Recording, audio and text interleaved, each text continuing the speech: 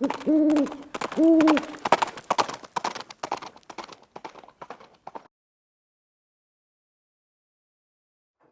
guys, it's Viejo here, and we are into the third week. I guess we're getting ready to start the fourth week of April here in 2024. We had a nice day here on the Central Coast of California. It's the weekend right now as I'm filming this. Hey, this is going to be chapter 5 of the 45 ACP 230 grain round nose shootout series that we're doing. And if you're just kind of tuning in here, there's a link in the description box to the playlist. The first couple of videos sort of explain what we're doing, but in a nutshell, we're taking a look at load data in Lee's excellent Modern Reloading Handbook, second edition. And there's lots of reloading data in there, but it's not specific to any particular bullet. So, you know, we're trying to answer the question, what if you go in there and look at a 230 grain bullet with lots of load data and various cartridge overall lengths? Do you just pick one and hope for the best? And we've already kind of discovered that, well, you really can't. You know, you've got to come up with a cartridge length that's going to work in your particular firearm, you know, so that it'll feed and chamber up properly. And that may or may not be something that's listed in Lee's book. And you have to just do that by, you know, by test yourself to see if they're going to chamber. In my case, I'm using the Kimber Stainless 2 1911 45 ACP as the test bed. And all of the bullets that we've loaded and, you know, so far have had a requirement for a different cartridge overall length. And so then I selected a charge weight of Winchester 231 that I felt was going to be safe for all of the 13 or so bullets that we're going to test. And we want to see, well, what happens if you use that with your bullet that you don't know if it's one of the ones listed in Lee's book or not. Okay, so that's kind of where we are. Today we're looking at the RCBS 45 230 grain round nose. This is a cast bullet, okay, that I cast from one of my own molds. They're powder coated in Eastwood medium green. Here's the picture of them right here.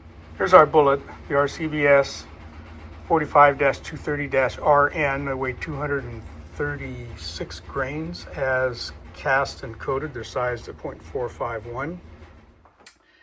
And that particular bullet weighed 236 grains as cast. The overall length of the bullet was .660.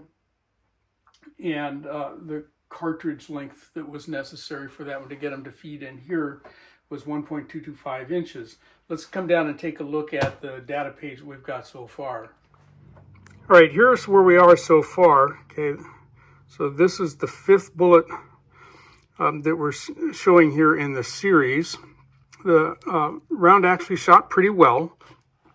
The powder charge that I used, and again, I'm not going to tell you exactly what that was, but it was well below the max listed for a 230 grain round nose lead bullet in Lee's book. Okay, and it was a load that I know from experience with all of these guys that was going to be a safe starting point. We were looking for somewhere in the neighborhood of 800 to 850 feet per second, and we're there so far. I suspect that things will change when we get down here to some of these plated and jacketed bullets. We may not get to that level, but we'll see. So this one, again, shot pretty well. The average velocity with 14 rounds, 2 magfuls, that's what we've been doing with all of these, was 833 feet per second with a standard deviation of 9.2, which is not too bad. That's pretty much in keeping with the previous ones, except for the RCBS 225RN. Yeah, that one just didn't do all that well here. The firearm didn't like it, or the bullet didn't like that charge, or whatever. It could have been Viejo messed up on his loading, but I don't think so. These were all loaded the same way on the same press. All right, let's go take a look at the shooting.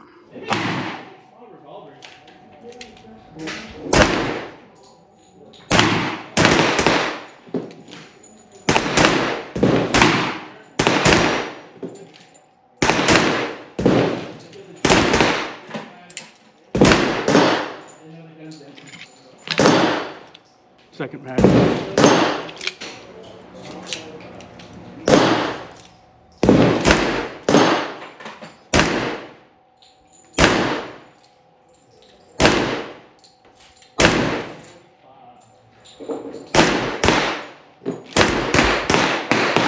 And here's the RCBS bullet, not horrid, but again, a good flyer out there.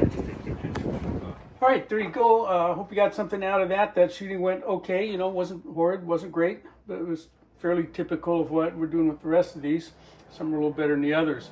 Coming up next time is going to be the Lyman 452374, and I may or may not get that one out next Monday. I'm going to be gone out of town for a few days, so I don't know if I'll get that one put together and edited and so forth. I'll give it a shot though. Anyway, I think that's going to do it for now. So from the Viejo bench, for now, that's all she wrote.